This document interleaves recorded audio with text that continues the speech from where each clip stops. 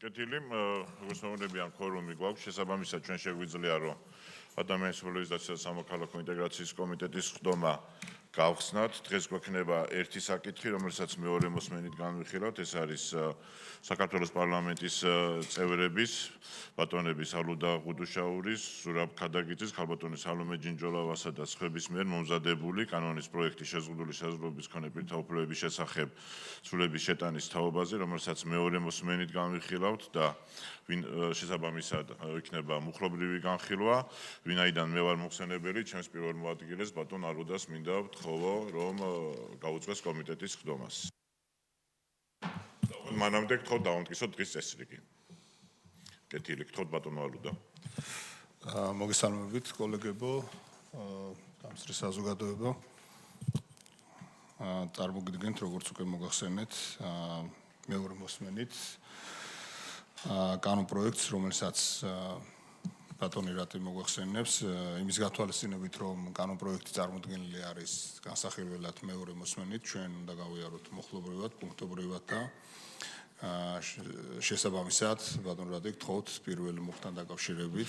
კეთილი, თქვენის ნებართვით ბატონ არუდა, სანამ პირველ პუნქტზე მოგახსენებთ იმ ცვლილებებსაც არის შესული საზოგადოებისთვის მინდა ინფორმაცია ვთქვა, მქონდა საკმაოდ საინტერესო ნაყოფიერი შეხვედრები ამასთან დაკავშირებით. პირველ რიგში მინდა გამოვყო ციფრული მმართველობის სააგენტოს როლი, რომელიც ფასდაუდებელი იყო კანონ პროექტის დახვეწასთან დაკავშირებით, განსაკუთრებით იმ ტექნოლოგიური ტერმინებიდან გამომდინარე, რომელსაც ეს სპეციფიკა ითვალისწინებს, ასევე მქონდა შეხვედრები შეზღუდული საზღვრების მქონე პირთა წარმომადგენლებთან და მათაც მადლობა მინდა გადავუხადო ამ თემის ინტერესისთვის და ასევე სახალხო დამცველთან მქონდა პროაქტიული, ესე ვთქვათ, კომუნიკაცია, საიდანაც მათი პოზიცია, იმედია თვითონაც იტყვიან ამას, არის მიესალმებიან ამ ინიციატივაზე მუშაობას და იმ რედაქციას, რა რედაქციაც უკვე პირველი მოსმენის შემდეგაც იყო. კეთილი, რაც შეეხება პირველი პუნქტში ცვლილებას, ეს არის მე გავაჟღერებ იმ ცვლილებებს, იმიტომ რომ სხვადასხვა პუნქტში არის ესეთი იმ შინაარსის ცვლილებები, რაც აღვნიშნე. მფლობელობაში არსებული ერთმანეთთან დაკავშირებული ვებგვერდების ციფრული შინაარსის და ფუნქციების ორგანიზებული ერთობლიობა, რომელიც შექმნილია ვებ ტექნოლოგიების გამოყენებით იდენტიფიცირდება კონკრეტული ვებმისამართი და ხელმისაწვდომია ინტერნეტის, ინტრანეტისა და ექსტრანეტის მეშვეობით სხვადასხვა პროგრამული საშუალებებით, მათ შორის ვებ ბრაუზერის გამოყენებით. ანუ ეს განმარტებათა ნაწილში არის და ამავე პუნქტში NQ პუნქტის ახალი რედაქციით ყალიბდება, ეს არის მობილური აპლიკაცია აღარ იხმარება და იხმარება აპლიკაცია და მსგავსი ცვლილებების სხვაგანაც შეხვდება. აპლიკაცია ამ კანონის 36 პრიმა მუხლით გათვალისწინებული დაწესებულებისთვის შექმნილი პროგრამული და აქ იცვლება უზრუნველყოფა, რომელიც განკუთვნილია კომპიუტერული მოწყობილობით გამოყენებისთვის და პირს აძლევს ინფორმაციის მიღების, მომსახურებით სარგებლობის ან ციფრულ ფუნქციებთან ინტერაქციის შესაძლებლობას გარდა კომპიუტერული მოწყობილობის ოპერაციული სისტემისა და იმ პროგრამული უზრუნველყოფისა, რომელიც უშუალოდ უზრუნველყოფს ამ მოწყობილობის ფუნქციონირებას. ეს იყო პირველ პუნქტში ცვლილებები. მადლობთ ბატონ რატი. პირველ პუნქტთან დაკავშირებით, პირველი მუხლის პირველ პუნქტთან დაკავშირებით თუ არის რაიმე შეკითხვა, პოზიცია, პირველ რიგში კოლეგებს მინდა ვთხოვო, შემდეგ უკვე დამსწრე საზოგადოებას, თუ არ არის ჩვენ შეგვიძლია გადავიდეთ პირველი მუხლის მეორე პუნქტთან დაკავშირებით, გთხოვთ ბატონ. მეორე პუნქტის პირველ პუნქტში არის ცვლილება, სადაც ანუ ამოღებული არის მობილური აპლიკაციები და არის აპლიკაციები და ამავდროულად ამ მუხლით განსაზღვრული წესი აგრეთვე ვრცელდება იმ ვებსაიტზე, რომელიც ექსკლუზიურად განკუთვნილია პირთა შეზღუდული ჯგუფისთვის, ანუ ინტერნეტი და ექსტრანეტი. აქვე გამარტავ, რომ ფაქტობრივად პირველი რედაქციაც ეხებოდა როგორც ინტერნეტს, ასევე ექსტრანეტის კომპონენტს, მაგრამ იმისათვის, რომ არ იყოს, თქვათ, სპეკულაციის სივრცე, მაინც მიუხედავად ისა, რომ ვრცელდებოდა, მაინც დავაკონკრეტეთ კანონში და ვფიქრობ, რომ ეს დაკონკრეტება მიზანშეწონილია. აქვე მეორე პუნქტში არის ამ მუხლით დადგენილი ნაცვლად იქნება ამ მუხლით განსაზღვრული. წერტილი ექვე პუნქტში იქნება ასევე ცვლილებები ან ინტერნეტ ქსელებით მომსახურების ამოღებული არის ან ინტერნეტ მომსახურების საბოლოო და შემდეგ წერდება საბოლოო მოხმარებლისთვის მიწოდებას ელექტროენერგიის მიწოდებელი, ბუნებრივი გაზის მიწოდებელი, წყალმომარაგების ლიცენზიანტი, ელექტრონული კომუნიკაციის კომპანია. ანუ აქაც ინტერნეტ მიწოდებელის ნაცვლად ელექტრონული კომუნიკაციის კომპანია არის, ესეც ნური განსხვავების არის ცვლილება და აქვე ბექვე პუნქტში მობილური არის ამოღებული და აპლიკაციაზე არის დატოვებული. ეს არის მეორე პუნქტის ცვლილება. დიდი მადლობა, რასაც ხედავთ ჩვენ ძირითადად ეს ფინანსური ხარეზე დიდად გავლენას ვერ იქონიებდა ისედაც ამ ძირითადად არის წმინდა ტექნიკური თუ ლინგვისტური ჩანაწერები, რომელიც ასევე მისასალმებელი არის, რომ კიდევ უფრო მეტად ფართოს ხდის და მოქნილს და შესაბამისად მისასალმებელია ნამდვილად. მეორე მუხლთან დაკავშირებით, მეორე მუხლის მესამე პუნქტზე ვართ ჯერ ბატონო ალუდა ეს მეორე გვერდის ზე არის მესამე პუნქტი. ესე იგი ამაზეც მოგახსენებთ პირველ რიგში დაგეთანხმებით აბსოლუტურად ფაქტობრივად ცვლილებების უმეტესი ნაწილი არის ისეთი რომელიც შეიძლება მესამე მოსმენის დროსაც შესულიყო როდესაც რედაქციული ცვლილებები იქნებოდა მაგრამ მიუხედავად ამისა ჩვენ ვამჯობინეთ რომ მეორე მოსმენის დროს აბსოლუტურად მაქსიმალურად გაგვესწორებინა ყველა ის ტერმინი თუ წყარედი რომელიც საინტერესო შეიძლება და ყოფილიყო რაც შეეხება მესამე პუნქტს აქაც დადგენილის ნაცვლად არის განსაზღვრული ვალდებულება და ამოღებული არის სიტყვა მობილური და წინადადება თავდება და აპლიკაციების მიმართ.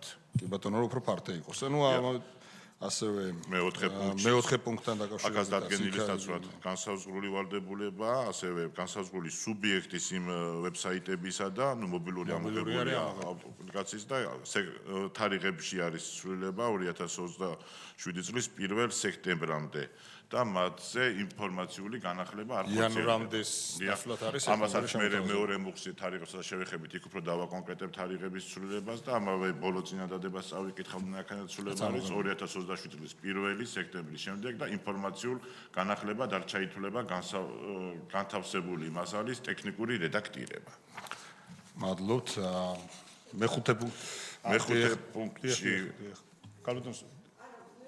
აღნიშნული პუნქტთან თუ გაქვთ, ეხლა უნდა თქვათ.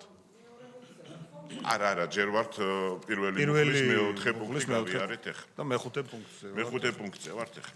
მეხუთე პუნქტს რაც შეეხება ამ მუხლით განსაზღვრული წესი არ წარმოშობს ადმინისტრაციული ორგანოს და კერძო სამართლის სუბიექტის ვალდებულებას ჰქონდეთ ვებსაიტი და აპლიკაციები, ანუ აქ ეს ჩამატება გახდა აუცილებელი, ამასაც გამარტა რეგიონული სამინისტროსთან თანამშრომლობით, თითქოს დატოვებდა ისეთ განცდას პირველი რედაქცია, რომ ვისაც არ აქვს ვებგვერდი, მას ავალდებულებდა რომ ვებგვერდი ქონოდა, რასაც ეს კანონი ვერ შეეხებოდა და არც იქნებოდა სწორი და მისი დაკონკრეტება მოხდა მეხუთე პუნქტთან დაკავშირებით. მეექვსე პუნქტი სახარებულ რედაქციას წაგიკითხავთ, ამ მუხლის არც ერთი დებულება არ შეიძლება განემართოს ისე რომ კერძო სამართლის სუბიექტი, რომელიც არ არის მითითებული ამ მუხლში, თავისუფლდება მისი პროდუქტის, გარემოს, სწავლების, პროგრამის ან და მომსახურების უნივერსალური დიზაინის შესაბამისად შექმნის ან და ადაპტირების ამ კანონით განსაზღვრული ზოგადი ვალდებულებისგან. ესეც ანალოგიურად დაკონკრეტდა. დიდი მადლობა, როგორც ჩანს. ან კითხვა აქვთ? ამ პუნქტთან დაკავშირებით? დიახ, ბრძანეთ. კი ბატონო, მოგესალმებით. ძალიან მოხარული ვარ, რომ კანონპროექტი იხვეწება და ეს ძალიან მნიშვნელოვანი არის. პრინციპში ის კომენტარი, რომელიც ახლა უნდა გავაჟღერო და უფრო კითხვის სახით არის, ჩვენ მოვიწერეთ ამ დღეებში, მაგრამ ოდიშით თავი რომ წარმოადგენთ ესმა გუმბერიძე უსინათლო ვარ, თემის წევრს წარმოადგენ ამ შემთხვევაში. უსინათლო მოქალაქე ვარ. და ჩვენ რამდენიმე ადამიანმა მოვიწერეთ ეს, თუმცა ამ კომიტეტსაც, რა თქმა უნდა, სამუშაო პროცესის ნაწილად განვიხილავთ და დავსვამ ამ კითხვას. ეს ძალიან მნიშვნელოვანი პუნქტი დაემატა ნამდვილად. ხო, ერთი ისე ინფორმაციისთვის ჩვენ აი მაგალითად ხმოვანი პროგრამა, აი როცა ვკითხულობთ PDF დოკუმენტს, ამ მუხლის სახელწოდებას გვიკითხავს, როგორც 361-ეს, ანუ 36 პრიმას კი არა, 361-ეს. ეს უბრალოდ ესეთი თავისებურება არის გახმოვანების, რომ ინფორმაციისთვის, საზოგადოების, რომ რამდენად მნიშვნელოვანია ბევრ სხვადასხვა ასპექტში მისაწვდომობის გათვალისწინება. ეხლა რაც შეეხება კითხვას. აქ ანუ ეს მუხლი, ეს პუნქტი ძალიან მნიშვნელოვანია და ამბობს, რომ სხვა ვებსაიტებზეც შესაძლოა გავრცელდეს, თუმცა კანონპროექტის დასაწყისში წერია სიტყვა ზოგიერთი. ანუ ეს კანონპროექტი ვრცელდება, ესე იგი ადმინისტრაციულ და ზოგიერთ კერძო სამართლის იურიდიულ პირზე. აი ეს ორი მუხლი დავის შემთხვევაში მაგალითად როგორ დაბალანსდება სასამართლოს მიერ და აი ეს ზოგიერთი რას მოიცავს ამ შემთხვევაში? მადლობა. კეთილი მე დიდი მადლობა. თუ არის კიდე ამასთან დაკავშირებით როგორც ხედავ კოლეგებს მინდა ვთხოვ რომ თუ იქნება რაიმე სახით რომ ხელი შეუწყოთ რომ დავის აქვს აი ზიახელი. დიახ, სანეთ. დიახ. მოგესალმებით. პირველ რიგში მინდა ვისარგებლო შემთხვევით დავით ბიბილეიშვილი წარმოადგენს საქართველოს უსინათლოთა კავშირს. ვისარგებლო შემთხვევით და მადლობა გადაუხადო ბატონ რატის და თითოეულ იმ პარლამენტარს, რომელმაც მონაწილეობა მიიღო და ამხელა ცვლილების ინიციატივა ფაქტობრივად პრაქტიკულ განზომილებაში გადაიყვანა და აქ რა არის მთავარი მე კითხვაზე უფრო მეტად კომენტარი მაქვს. აქ მთავარი არის რა? ამის შემდგომ რაც შეიქმნება მთავრობის დადგენილება ვებმისაწვდომობის ნაწილში მე ასე წარმომიდგენია ყოველ შემთხვევაში ის უკვე განსაზღვრავს იმ ტექნიკურ საკითხებს რაც უკვე როგორც საიტის აგებულების, აპლიკაციის აგებულების დიზაინის და ასე შემდეგ დაფარავს.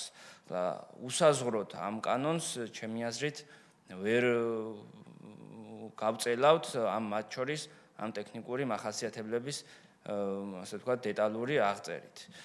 ხო და ნამდვილად წინ გადადგმული ნაბიჯია ეს ინიციატივა და ჩვენი ორგანიზაცია სრულად მხარს უჭერს აღნიშნულ ინიციატივას და აღნიშნულ ცვლილებებს. დიდი მადლობა. დიდი მადლობა.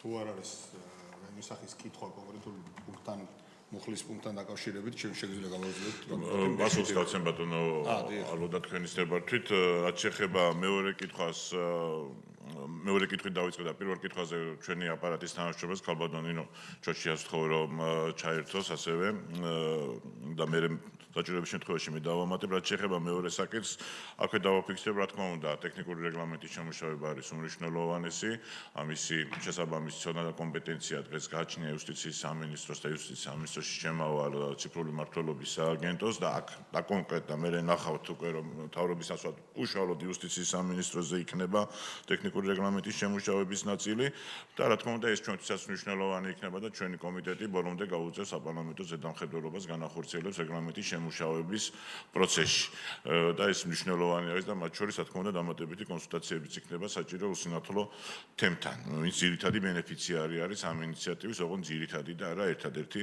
რასაკვირველია და პირველ კითხვასთან დაკავშირებით ქალბატონო ნინო გთხოვთ რომ უპასუხოთ მოგესალმებით. პირველი კითხვა შეეხებოდა უშუალოდ 36 პრიმა მუხლში ზოგიერთი კერძო სამართლის სუბიექტზე რეფერირებას და რამდენად შეუსაძლებელი არის რომ იმგვარად მოხდეს განმარტება, უпростоრად არასწორად მოხდეს ამ დებულების განმარტება, რამე თუ 36 პრიმა მუხლი შეიძლება კონკურირებდეს უნივერსალური დიზაინის პრინციპთან, რომელიც ზოგადი ვალდებულების სახით არის შრომპირთა კანონით დადგენილი. ამასთან დაკავშირებით ვიტყვით ესეთ რამეს, ძალიან მნიშვნელოვანია კანონის სისტემური და კეთილსინდისიერი განმარტება, რომელიც გულისხმობს იმას, რომ 36 პრიმა მუხლის შინაარსი შემოიფარგლება რითი.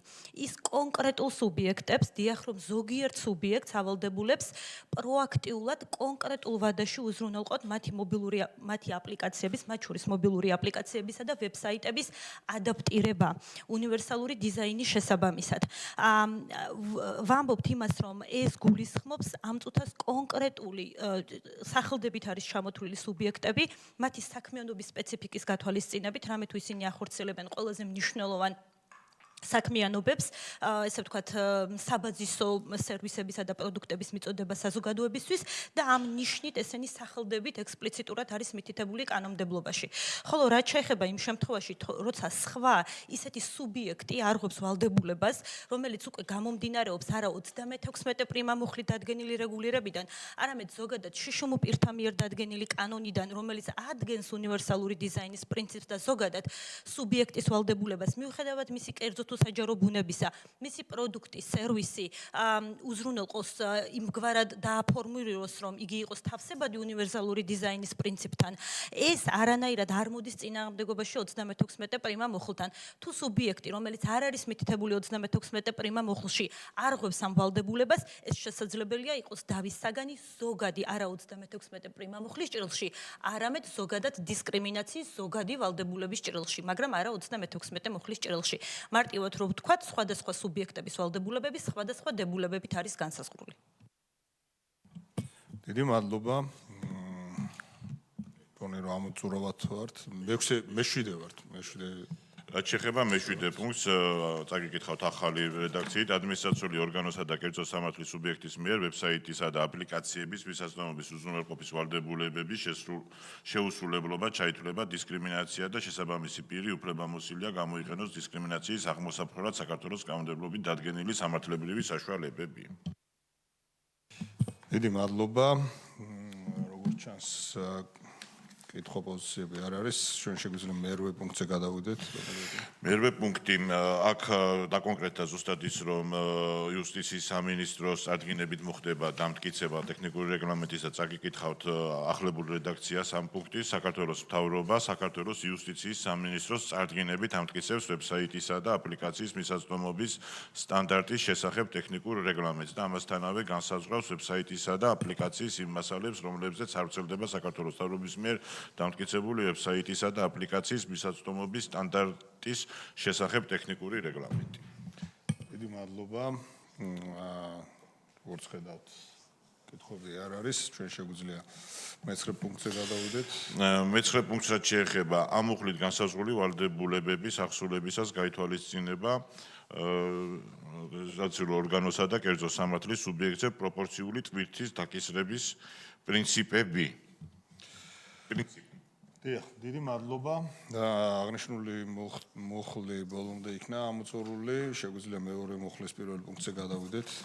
მეორე მუხლის პირველი პუნქტი საქართველოს აქ უკვე თარიღებთან არის საკითხები, ანუ საქართველოს მთავრობა საქართველოს იუსტიციის სამინისტროს წარდგინებით 2027 წლის 1 მარტამდე დაამტკიცოს ვებსაიტისა და აპლიკაციის მისაწვდომობის სტანდარტის შესახებ ტექნიკური რეგლამენტი და განსაზღვროს ვებსაიტისა და აპლიკაციის ის მასალები, რომლებზეც არ ვრცელდება საქართველოს მთავრობის მიერ დამტკიცებული ტექნიკური რეგლამენტი ვებსაიტისა და აპლიკაციის მისაწვდომობის სტანდარტის შესახებ. ნუ ახაც ძირითადად არის წმინდა წყლის ლინგვისტური, ასე ვთქვათ, გასწორება. მეორე პუნქტთან დაკავშირებით. მეორე პუნქტთან დაკავშირებით, ესე იგი, ამ კანონის პირველი მუხლის მეორე პუნქტით განსაზღვრული 36 პრიმა მუხლის მეორე პუნქტით დადგენილმა კერძო სამართლის სუბიექტმა უზრუნველყოს 2027 წლის 1 სექტემბრიდან გამოქვეყნებული მათი ვებსაიტისა და აპლიკაციის შესაბამისობა საქართველოს მთავრობის მიერ დამტკიცებულ ვებსაიტისა და აპლიკაციის მისაწვდომობის სტანდარტის შესახებ ტექნიკურ რეგლამენტთან. დიდი მადლობა.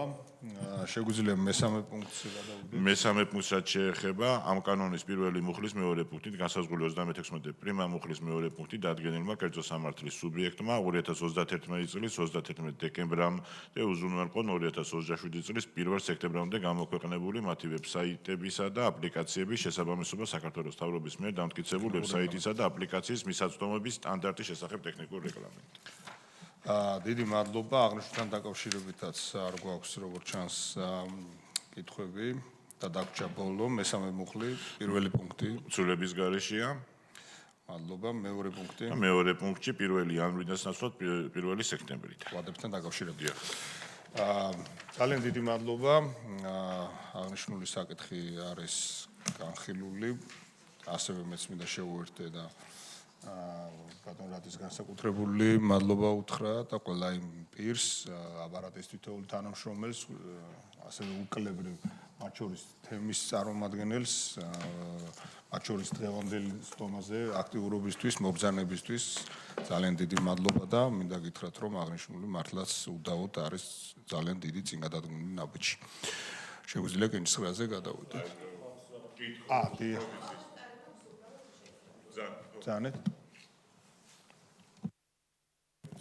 ა მოგესალმებით, ანას ხაშვილი, შეზღუდული საძილობის მქონე აქტივისტი. პირველ ყოვლისა პატარა კომენტარს გავაკეთებ იმის შესახებ, თუ რამდენად მნიშვნელოვანი არის ეს ცვლილება ზოგადად. მიხარია, რომ გაითვალისწინეთ ის მოსაზრებები, რაც ჩვენ გქონდა. კარგია, რომ ასე იხვეწება ეს ცვლილება და მე მინდა გითხრათ, ანუ იმ პერსპექტივიდან, თუ როგორ ვხედავთ ჩვენ აი ამ ცვლილებას. ძალიან მოკლედ, ამ ცვლილებას ექნება ერთგვარი მულტივექტორული ეფექტი იმ თვალსაზრისით, რომ შეეხება მათ შორის ან დღეს ჩვენ ცხოვრობთ რაღაც ციფრულ სამყაროში, სადაც აი აბსოლუტურად ყველაფერი არის გაციფრულებული და ხანდახან მაქვს ხოლმე განცდა, რომ რაც უფრო მეტად რაღაცებს ვაციფრულებთ, ანუ შეიძლება შეშემო პირისთვის მისაწვდომობა იზრდებოდეს, მაგრამ რაღაც ნაწილში, მას როცა რაღაცა კომპლექსური კომპონენტები ემატება, შეიძლება ის იყოს პირობითად გეტყვით ეკრანის წამკითხველისთვის უკვე შეუთავსებელი და ანუ მსგავსი ტიპის სტანდარტები და დავალდებულება, ასე ვთქვათ, რიგი სუბიექტებისა, მათ შორის სამთავრობო ინსტიტუტებისა და ასე შემდეგ, არის ძალიან მნიშვნელოვანი და მოხარული ვარ, რომ ეს ცვლილება შევიდა, იმიტომ რომ ხელს შეუწყობს არამხოლოდ რა ვიცი, აი მაგალითად ჯანდაცვის რაღაცა სერვისებზე წვდომას პირობითად, განათლებაზე წვდომას და ასე შემდეგ, არამედ აი აბსოლუტურად ყველაფერს და ძალიან კარგია. მადლობა. დიდი მადლობა. შეგვიძლია კენჭრაზე გადავიდეთ. გთხოვთ კენჭრაზე დადგება საკითხი და გთხოვთ ხელისაწევით დავადასტუროთ. კომენტარი გინდა და აი კენჭრის მერე გადავიდეთ. ქალბატონო, თქვენ დავაფიქსირეთ ოქში რომ მიღებულია. უკეთესი იქნებოდა რეკომენდაციები კომიტეტის მეორე მოსმენაზე რო გაჟღერებულიყო. ერთმა წევრმა მხარი თავი შეიკავა. საკითხი განხილულია, გადაწყვეტილია. დიდი მადლობა. სტომა დახურული.